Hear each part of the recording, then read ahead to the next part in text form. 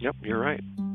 Well, they brought Marcus Wolf over to help them set up the Department of Homeland Security, Bob. I mean, they brought the Incredible. head of the East German Stasi over to help set this thing up. Now, that's a fact. I used to work against him. Yeah, it's a fact, and the sheeple don't know it. And if I have this conversation with any of my friends or colleagues, they laugh. They think that's I must be making that up because they don't know the truth. And because they don't know the truth, they think Alex Jones gets it right every time when he says that the yuppies like to laugh. They like to laugh at. He says magic wand. Oh, there's cancer in the vaccines. Magic wand. No, there isn't. Oh, there's fluoride in the water. Magic wand. No, there isn't. Oh, we're in 3 unconstitutional wars. And they're bankrupting us. Magic wand. No, we aren't. Silver is being suppressed. Silver used to be our money. Gold used to be our money. That's crazy. Magic wand. No, it isn't. These people are insane, and that's why I've made these documentaries, these microdocs called The Madness of a Lost Society, Bob, because this society is nuts. Well, I think you're right, but it's not. It doesn't have any exclusivity. The whole world's that way. I roam throughout the world, and I spend most of my time in Latin America. And I play golf, so that's a sport that usually is among wealthy people. And so I talk to some of the most wealthy people in all of Central, South America, and Mexico. And I told them all over the last 8-9 years, my journey here, look, this is what you do, the things we talk about. And none of them did it. Right. And so then they get a hold of me and say, why didn't I listen to you? I said, we're only 1/3 of the way through. Yeah. Oh, I can't pay up. I said, you're going to lose everything you got. Right. Well, if you like playing golf, do what I tell you. If you don't like playing golf, then don't do anything and you'll lose it all. Right. I just had an email exchange with a very close and dear loved one in our family, a direct family member, warning this person really for the final time about the inevitable collapse of the U.S. dollar and the fact that this person, who has quite a few assets, needs to protect themselves with gold and silver or gold and silver related assets. And you wouldn't believe the email I got back, Bob. It was one of the most insulting emails. It was very hurtful because this person essentially said, well, I've got other priorities in my life and I wouldn't spend as much money on your silver as you do, which is a strange way to phrase that, and said, God's bailed me out in the past, so I put it in God's hands now. And after I thought about it, Bob, I thought, well, maybe God is trying to protect you by putting me in your life to give you this warning. Because this person's not hearing it from her financial advisor, and she's just being led down the path to being slaughtered essentially. When this system collapses, everybody that invested only in this system is going to get crushed. 85% of the people are going to lose part of or everything that they have, and all you have to do is go back just 1,000 years in history. Although I've gone back further, the important thing is you might call it modern times, from the Crusaders onward. And the same thing happens over and over and over again. They like the short side of the market because they clean up, and there's nothing left for anybody else. In this case, this time, what they want is subject everybody to world government and enslave them, and at the same time, do away with 50% or more of the population. Well, and it's interesting, though, Bob, and we don't have to dwell on this, but those of us who know what you are talking about, who understand the facts, those of us who know the truth, are the crazy ones in this society. And it gets me back to the madness of this sheeple mentality, this uninformed culture of essentially an idiocracy that because they don't know the truth, because they don't understand the facts, we're the nuts. The ones who know the truth are the nuts. And it's absolutely, it's like living in the twilight zone, Bob. As you well know, you've been living it for decades. This is all new to me within the last 8 years, so I'm freaking out. I can't believe that this is the truth. Bob, I've got another question for you, and this one comes from SJB. He contributes some content on my site, SGTreport.com. And Stefan wants to ask you this. Because you're always traveling all over the world and talking to people about what is going on in their own country's local economy, do you have any sense on how a global hyperinflationary depression will unfold for people living outside of the USA and outside of the Eurozone countries? Specifically, how will some of the smaller currencies hold up and for how long? Now, I happen to know this particular fellow lives up in Canada. So, Bob, what's your take on his question?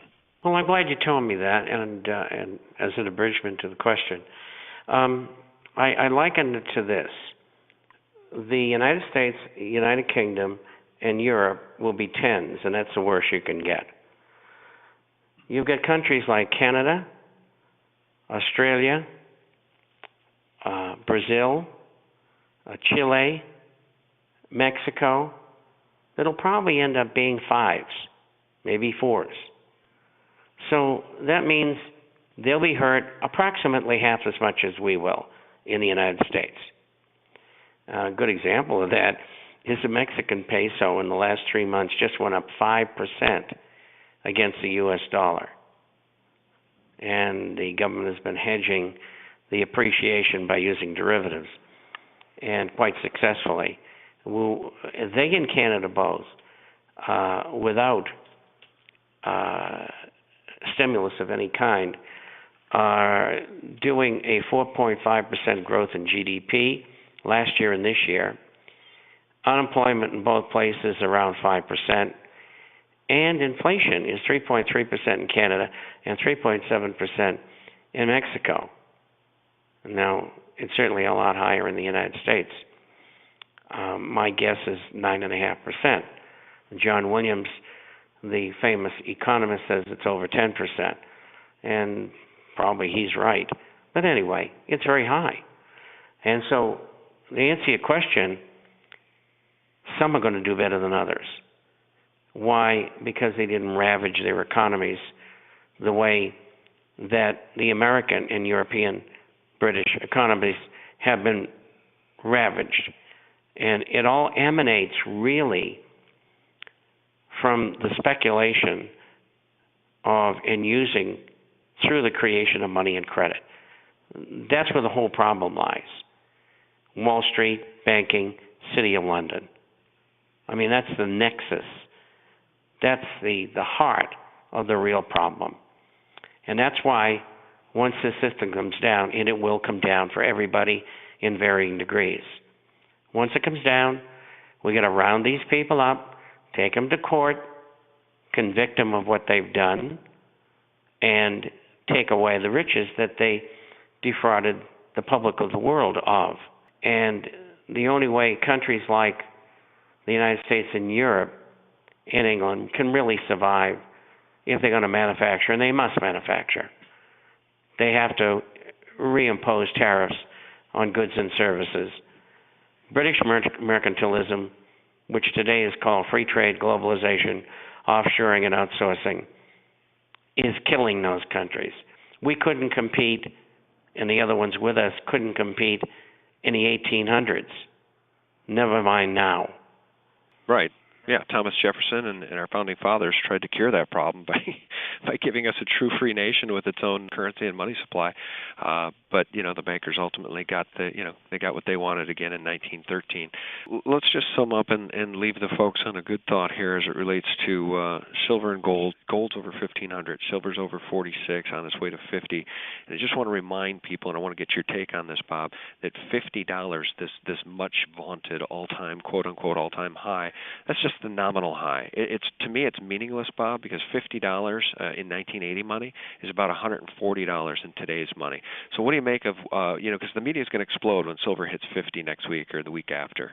They're going to go nuts, and they're going to say now's the time to sell because it hit its quote-unquote all-time high. Can you help educate us on what that really means, Bob? Well, now you know why I'm on this program, because you're absolutely right. And my way of explaining it is from a trader's viewpoint. I've been in these markets for over 50 years. Now, let's picture, and I was there, 1980, $50 silver. And, of course, it went back down again. Now, it's assumed that there's resistance at $50 because people bought there and they're waiting to get out 40 years later. You know something? The average investor is about 55 years old. 55 and 40 is 95. They're all dead. There is no physical resistance. It's hogwash. So what will we experience? Propaganda, psychological warfare, They're going to attack you at 50. And all kinds of people are going to crawl out from their dens and holes in the wall and going to tell you it's a bubble, it's a mania, it's crazy, you're mad. And it goes right through 50 like it wasn't there. Yeah. Because nobody's listening to them anymore. Because they're known to be liars. Just like the politicians, Wall Street banking. And so where is it going to end up? Well, that depends on JPM and HSBC. When do they want to call the game the game? At $60 silver, which I think will be attained easily, we're looking at $140 billion in losses. At $100 silver, I don't even know what the number is, and I don't even want to contemplate it. So I think, and I've said this before, I think they'll make their move at $55 to $60. And they'll say one of those three things.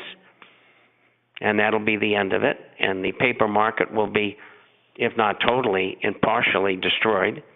And the physical market will become where it's at, and that's the way it should be. Right.